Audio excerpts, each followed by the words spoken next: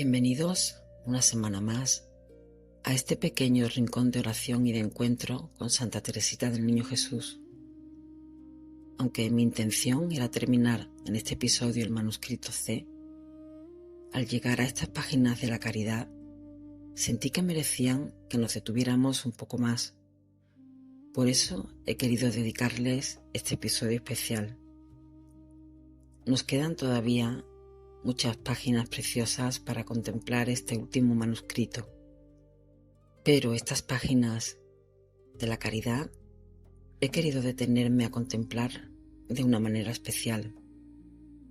Son apenas unas páginas dentro de toda la obra, pero en ellas encontramos algo que toca el corazón mismo de la pequeña Vía, porque Teresita nos habla de algo que todos creemos conocer, el amor. Pero pronto descubriremos que amar no siempre significa sentir cariño. A veces amar significa tener paciencia, callar, perdonar, comprender, sonreír cuando no tenemos ganas, servir cuando estamos cansados y sobre todo aprender a mirar al otro como Dios lo mira.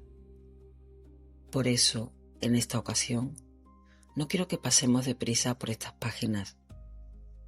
Después de la lectura, nos detendremos para meditar juntos, porque quizá alguno de nosotros descubra que la persona que más nos cuesta amar puede convertirse precisamente en uno de los instrumentos que Dios utiliza para enseñarnos a amar de verdad. Así que hoy te invito a escuchar estas páginas sin prisa, como si nos sentáramos tranquilamente junto a Santa Teresita y dejar que ella nos hable al corazón. Abramos el alma y aprendamos con ella el difícil y hermoso arte de amar. La caridad. Este año, Madre querida, Dios me ha concedido la gracia de comprender lo que es la caridad. Es cierto que también antes la comprendía, pero de manera imperfecta. No había profundizado en estas palabras de Jesús. El segundo mandamiento es semejante al primero: amarás a tu prójimo como a ti mismo. Yo me dedicaba sobre todo a amar a Dios, y amándolo, comprendí que mi amor no podía expresarse tan solo en palabras, porque no todo el que me dice Señor, Señor, entrará en el reino de los cielos, sino el que cumple la voluntad de Dios. Y esta voluntad, Jesús la dio a conocer muchas veces. Debería decir que casi en cada página de su Evangelio. Pero en la última cena, cuando sabía que el corazón de sus discípulos ardía con un amor más vivo hacia Él, que acababa de entregarse a ellos en el inefable misterio de la Eucaristía, aquel dulce Salvador quiso darles un mandamiento nuevo y les dijo con inefable ternura: os doy un mandamiento nuevo, que os améis unos a otros, que os améis unos a otros igual que yo os he amado. La señal por la que conocerán todos que sois discípulos míos será que os améis unos a otros. ¿Y cómo amó Jesús a sus discípulos y por qué los amó? No eran sus cualidades naturales las que podían atraerle. Entre ellos y él, la distancia era infinita. Él era la ciencia, la sabiduría eterna. Ellos eran unos pobres pescadores, ignorantes y llenos de pensamientos terrenos. Sin embargo, Jesús los llama sus amigos, sus hermanos. Quiere verles reinar con Él en el reino de su Padre, y para abrirle las puertas de ese reino, quiere morir en una cruz, pues dijo: nadie tiene amor más grande que el que da la vida por sus amigos. Madre querida, meditando estas palabras de Jesús, comprendí lo imperfecto que era mi amor a mis hermanas y vi que no las amaba como las ama Dios. Sí, ahora comprendo que la caridad perfecta consiste en soportar los defectos de los demás, en no extrañarse de sus debilidades, en edificarse de los más pequeños actos de virtud que le veamos practicar.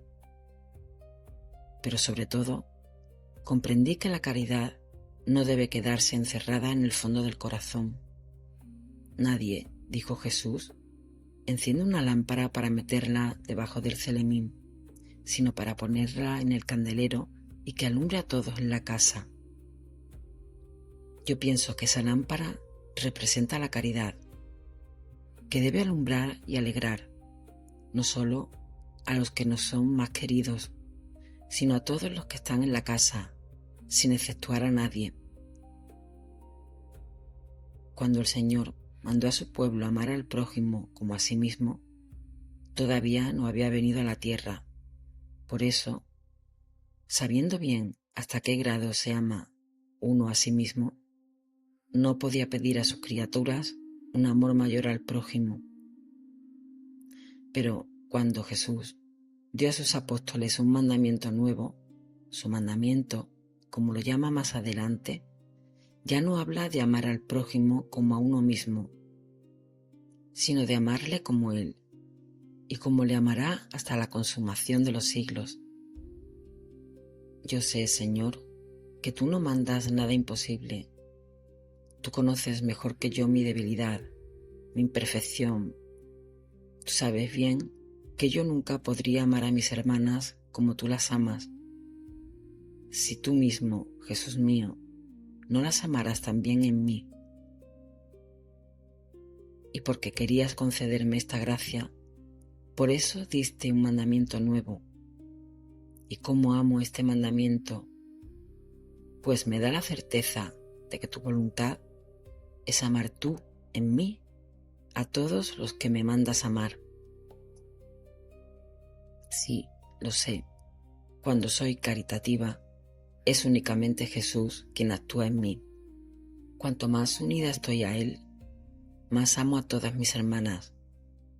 Cuando quiero hacer que crezca en mí ese amor, y sobre todo cuando el demonio intenta poner ante los ojos de mi alma los defectos de tal o cual hermana que me cae menos simpática, me apresuro a buscar sus virtudes y sus buenos deseos. Pienso que si la he visto caer, puede haber conseguido un gran número de victorias que oculta por humildad, y que incluso lo que a mí me parece una falta puede muy bien ser, debido a la recta intención, un acto de virtud.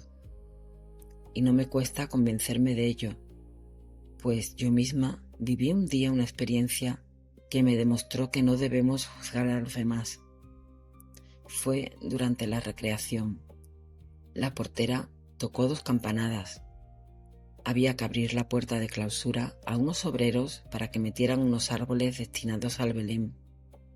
La recreación no estaba animada, pues faltaba usted, madre querida. Así que pensé que me gustaría mucho que me mandasen como tercera, y justo la Madre Superiora me dijo que fuese yo a prestar ese servicio, o bien la hermana que estaba a mi lado. Inmediatamente comencé a desatarme el delantal, pero muy despacio, para que mi compañera pudiese quitarse el suyo antes que yo, pues pensaba darle algún gusto dejándola hacer de tercera.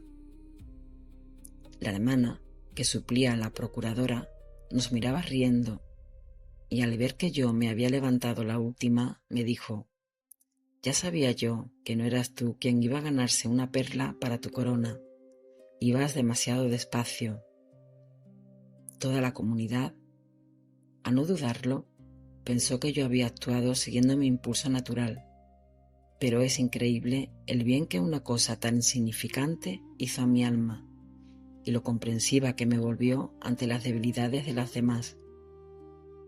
Eso mismo me impide también tener vanidad cuando me juzgan favorablemente, pues razono así: si mis pequeños actos de virtud los toman por imperfecciones, los mismos pueden engañarse tomando por virtud lo que solo es imperfección. Entonces digo como San Pablo: para mí, lo de menos es que me pida cuentas un tribunal humano. Ni siquiera yo me pido cuentas. Mi juez es el Señor. Por eso, para que el juicio del Señor me sea favorable, o mejor, simplemente para no ser juzgada, quiero tener siempre pensamientos caritativos, pues Jesús nos dijo: no juzguéis y no os juzgarán. Madre, al leer lo que acabo de escribir, usted podría pensar que la práctica de la caridad no me resulta difícil. Es cierto que desde hace algunos meses ya no tengo que luchar para practicar esta hermosa virtud. No quiero decir con esto que no cometa algunas faltas. No, soy demasiado imperfecta para eso.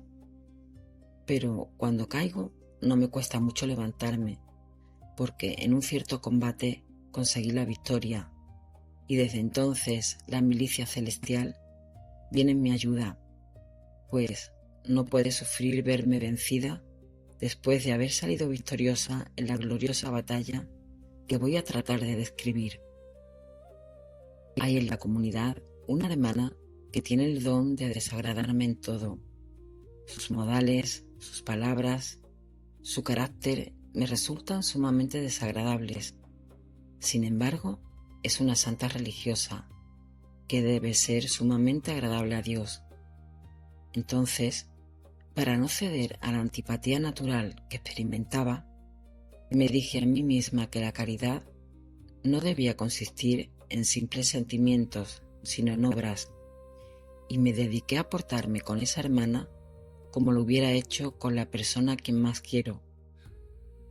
Cada vez que la encontraba, pedía a Dios por ella, ofreciéndole todas sus virtudes y sus méritos.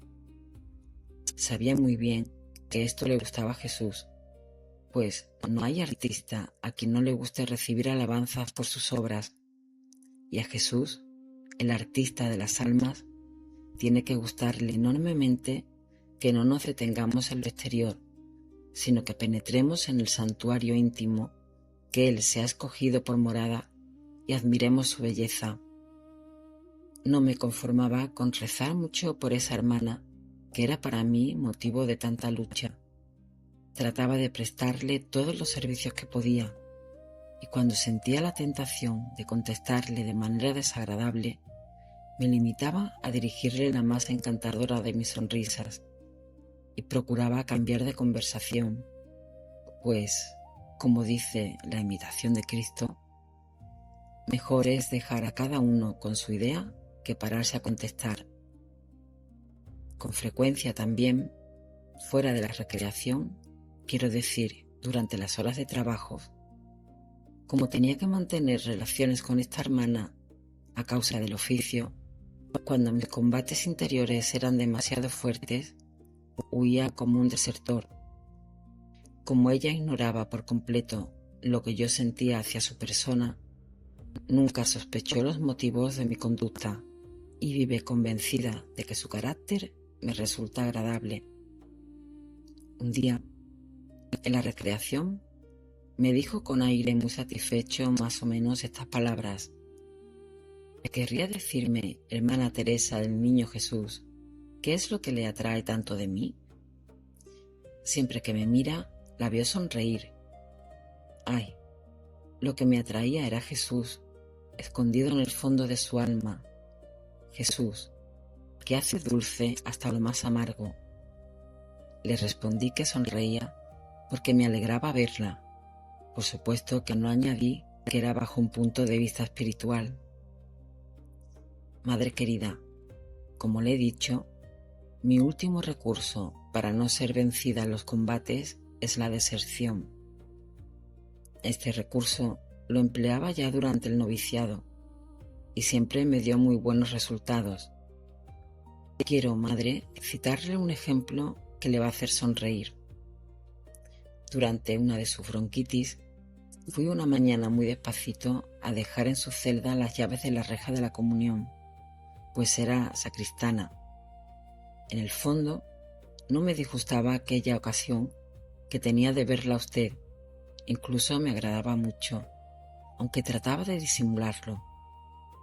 Una hermana, animada de un santo celo, pero que sin embargo me quería mucho, al verme entrar en su celda pensó, madre, que iba a despertarla, y quiso cogerme las llaves, pero yo era demasiado lista para dárselas y ceder a mis derechos.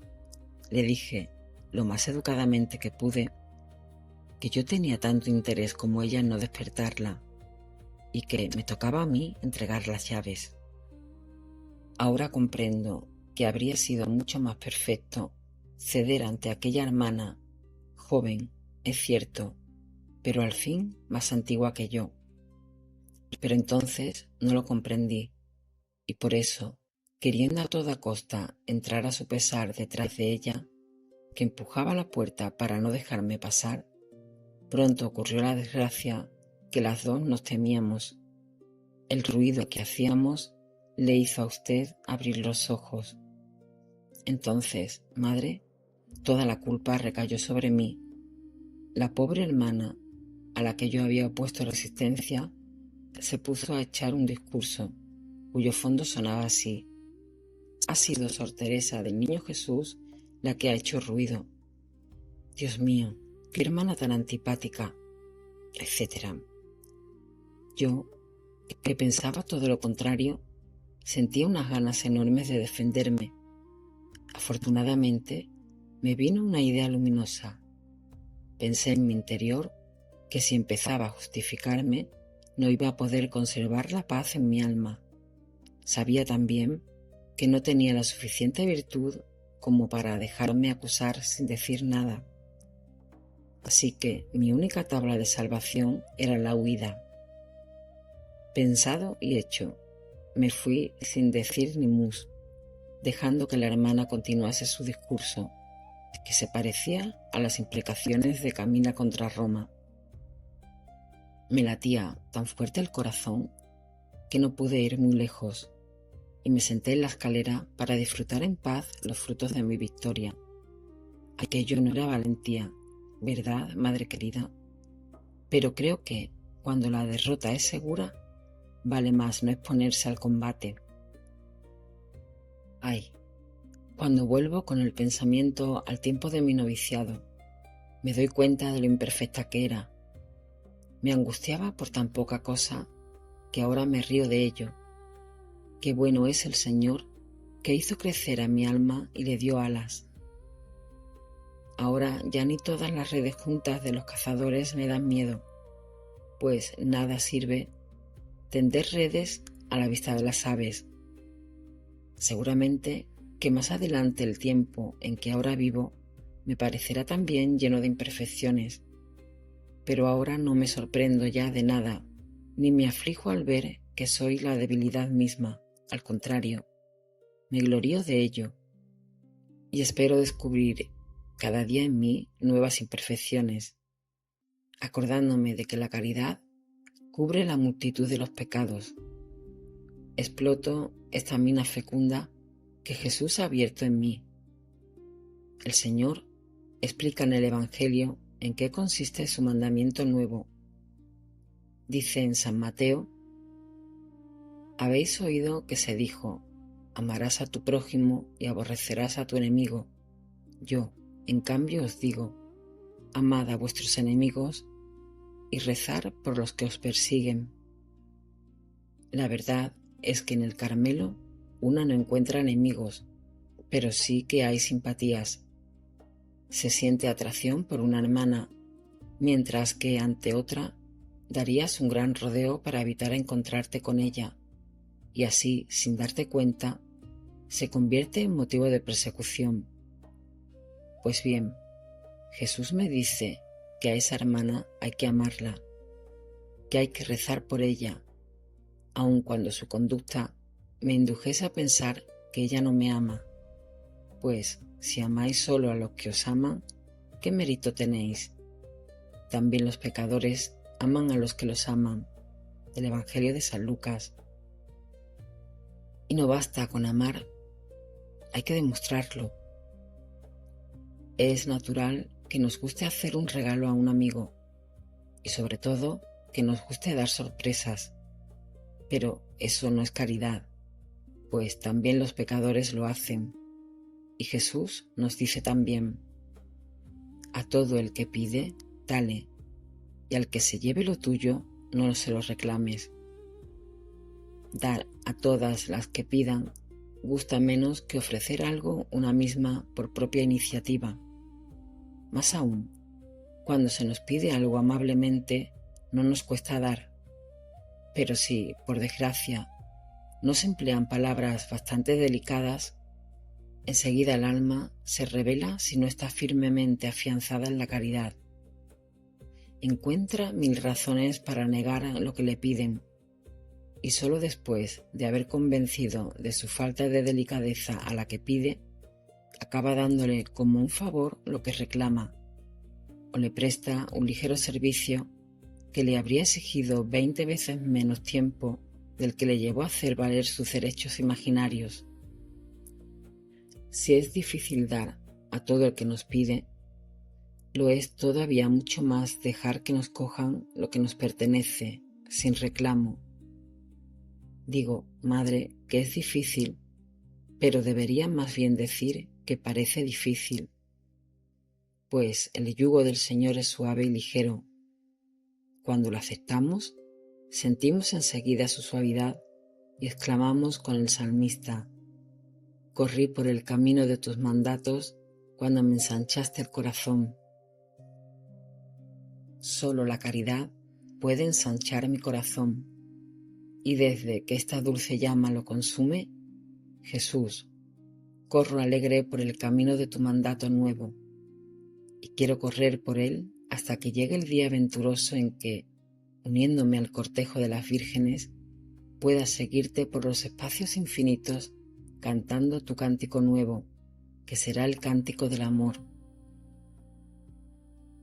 Decía que Jesús no quiere que reclame lo que me pertenece, y debería parecerme fácil y natural, pues no tengo nada mío.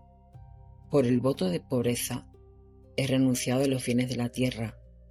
No tengo, pues, derecho a quejarme si me quitan algo que no me pertenece.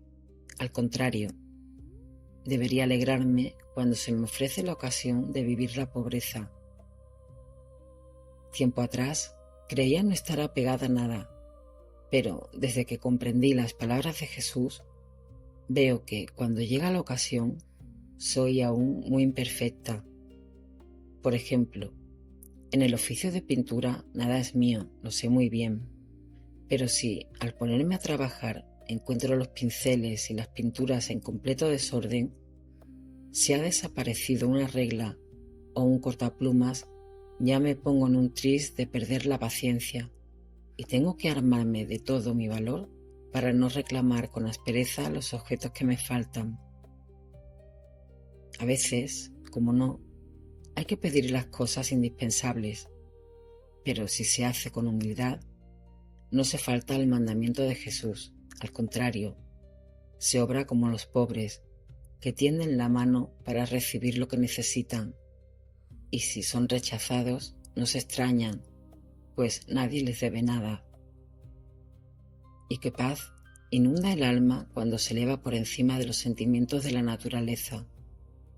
No existe alegría comparable a la que saborea el verdadero pobre de espíritu.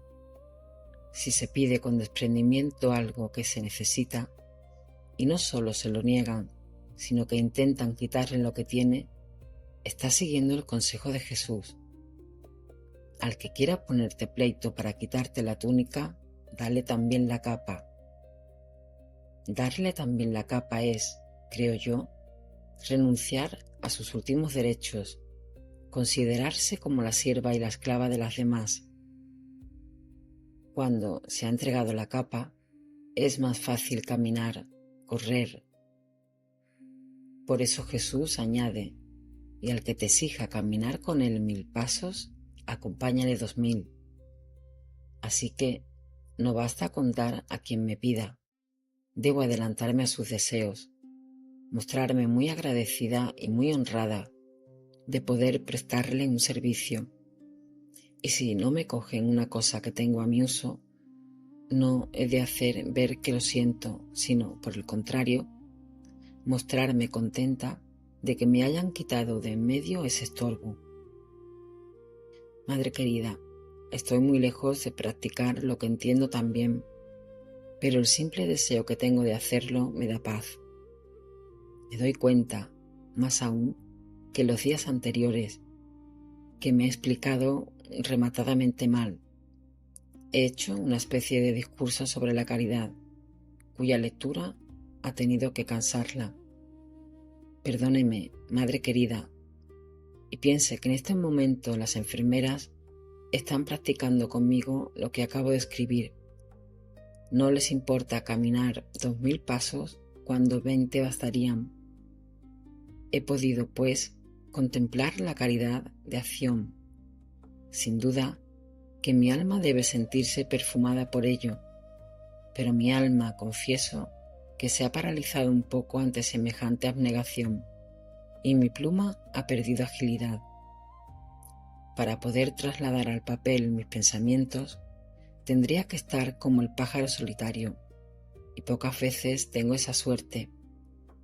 En cuanto cojo la pluma, aparece una hermana que pasa junto a mí con la horca al hombro, y que cree que me distraerá dándome un poco de palique. El heno, los platos, las gallinas, la visita del médico, todo sale a relucir.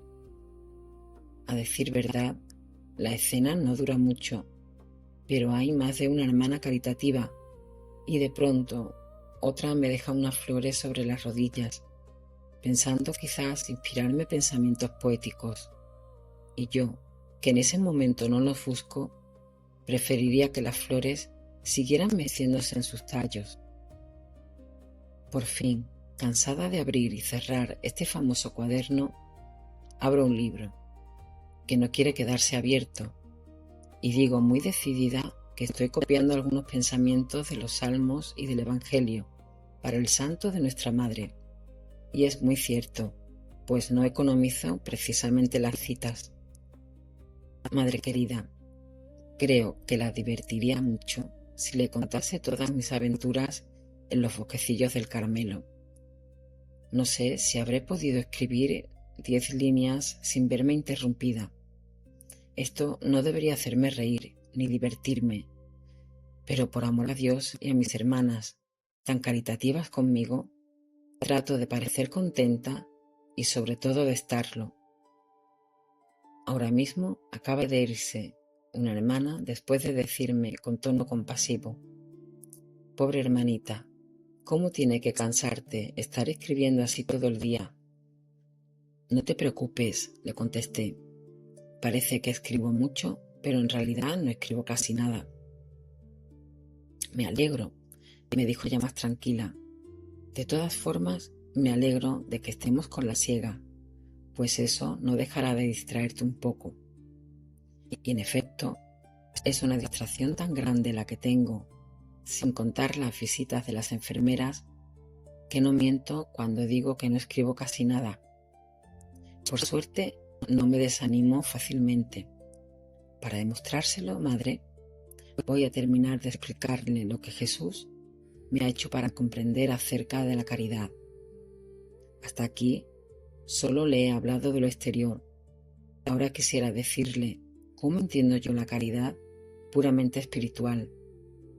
Estoy segura, madre, de que no tardaré en mezclar una con otra, pero como es a usted a quien le hablo, sé que no le será difícil captar mi pensamiento y desenredar la madeja de su hija.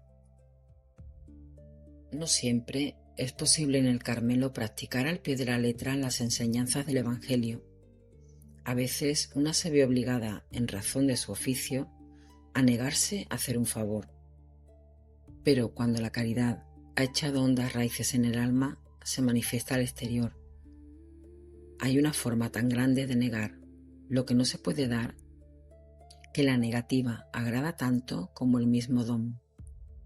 Es cierto que cuesta menos pedir un favor a una hermana que está siempre dispuesta a complacernos, pero Jesús dijo: «Al que te pide prestado, no lo rehuyas».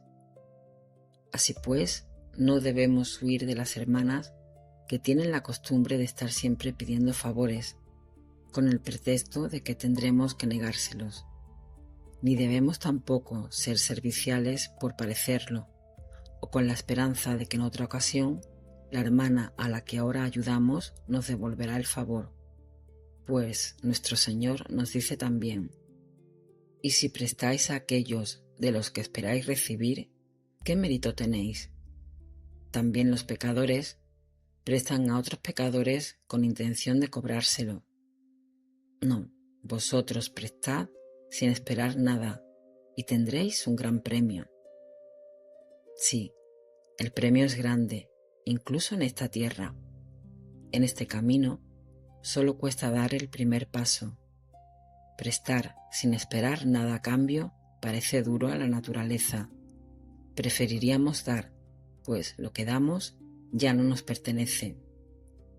Cuando alguien viene a decirnos con aire muy sincero: «Hermana, necesito tu ayuda durante unas horas, pero no te preocupes, que ya tengo permiso de nuestra madre, y en otra ocasión te devolveré el tiempo que me dediques, pues sé lo ocupada que estás».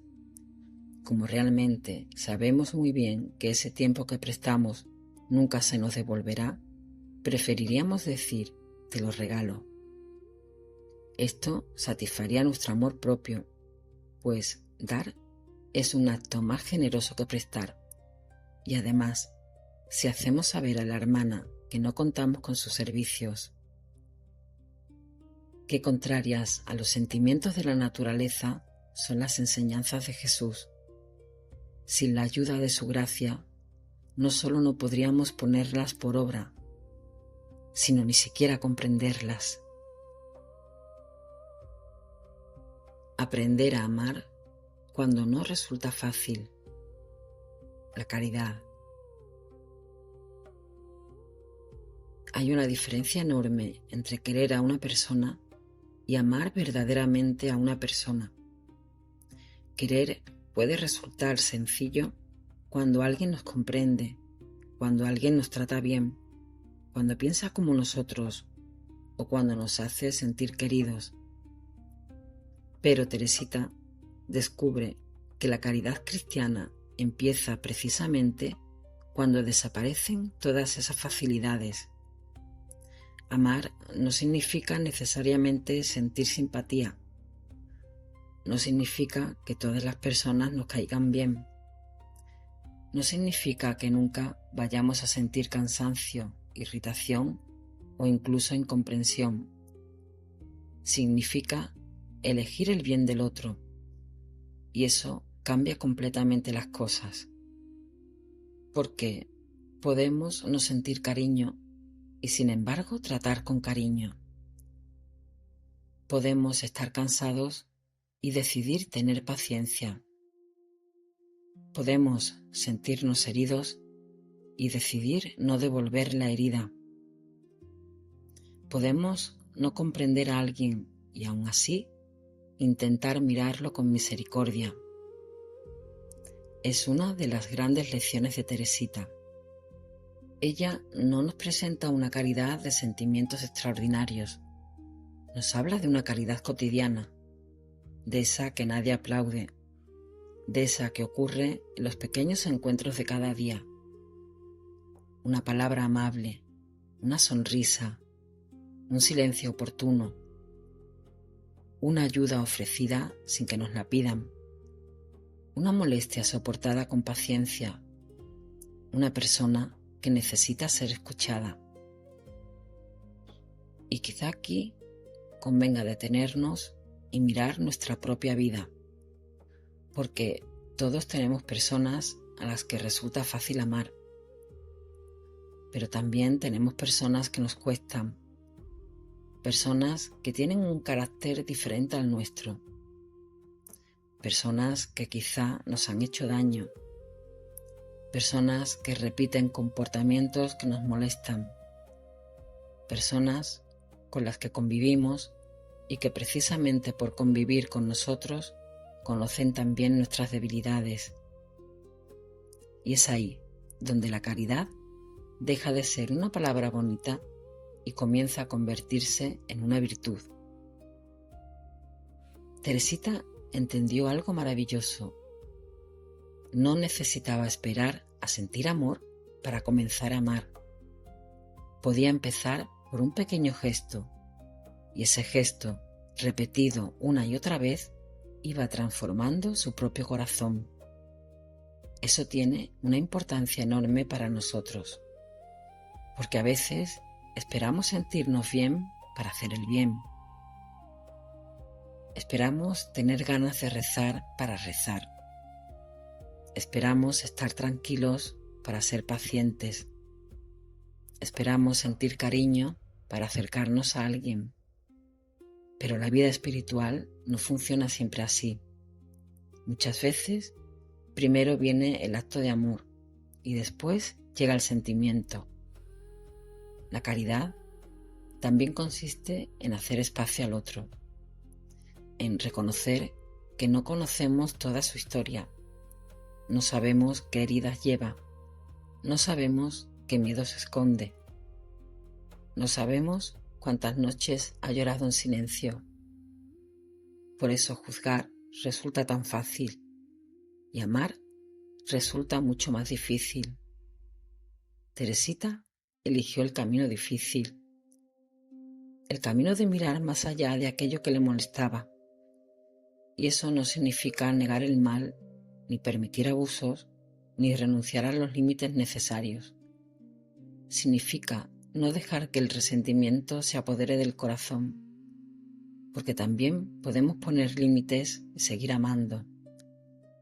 Podemos alejarnos de una situación dañina y seguir rezando. Podemos no estar de acuerdo y continuar tratando al otro con dignidad. La caridad no significa permitirlo todo. Significa que incluso cuando debemos decir no, procuramos no hacerlo desde el odio.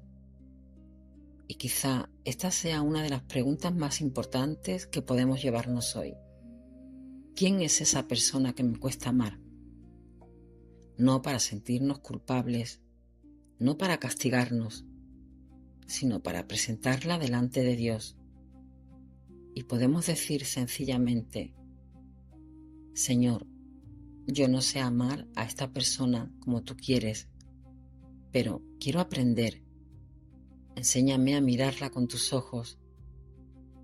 Y tal vez ese sea el comienzo, porque nosotros no tenemos que fabricar el amor perfecto con nuestras propias fuerzas.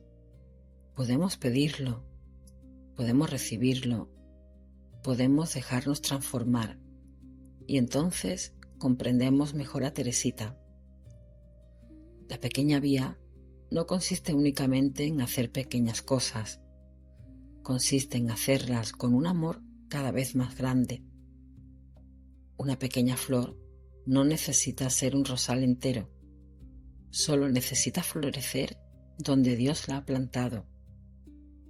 Quizá tampoco nosotros podamos cambiar el mundo, pero podemos cambiar el ambiente de nuestra casa con una palabra amable. Podemos aliviar la soledad de una persona con una llamada. Podemos acompañar a quien está enfermo. Podemos perdonar. Podemos rezar. Podemos sonreír. Podemos ofrecer nuestro cansancio. Podemos amar. Y quizá, cuando lleguemos al final de nuestra vida, descubramos que fueron precisamente esas pequeñas flores las que Dios recogió para formar un hermoso ramo, porque ante Dios ningún acto de amor es pequeño, ninguno, ni siquiera aquel que nadie vio, ni siquiera aquel que hicimos llorando, ni siquiera aquel que nos costó muchísimo. Todo amor ofrecido permanece, y por eso hoy podemos pedirle a Santa Teresita: enséñame a amar cuando me resulte fácil, pero, sobre todo, enséñame a amar cuando me resulte difícil. Hoy hemos recorrido unas páginas que quizá parezcan sencillas, pero detrás de ellas se esconde uno de los secretos más profundos de Santa Teresita.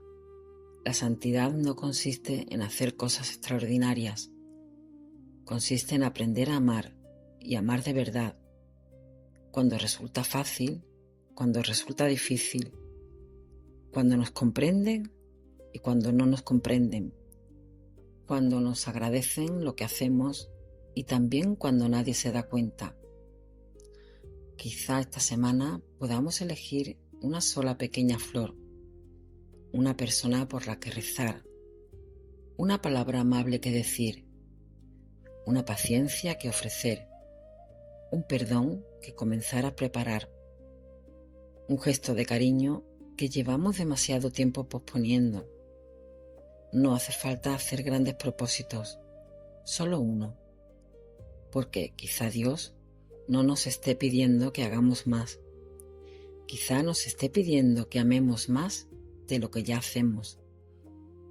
Y si hoy estás cansado, si estás atravesando una enfermedad, si tienes alguna preocupación familiar, si echas de menos a alguien que ya no está, si sientes que tu corazón no tiene fuerzas para dar más, recuerda la pequeña vía. No tienes que subir una montaña tú solo. Puedes decir simplemente: Jesús, yo no puedo, pero confío en ti. Ama tú en mí. Y quizá esa pequeña oración sea suficiente para comenzar de nuevo. Que Santa Teresita nos enseñe a arrojar flores allí donde pasemos.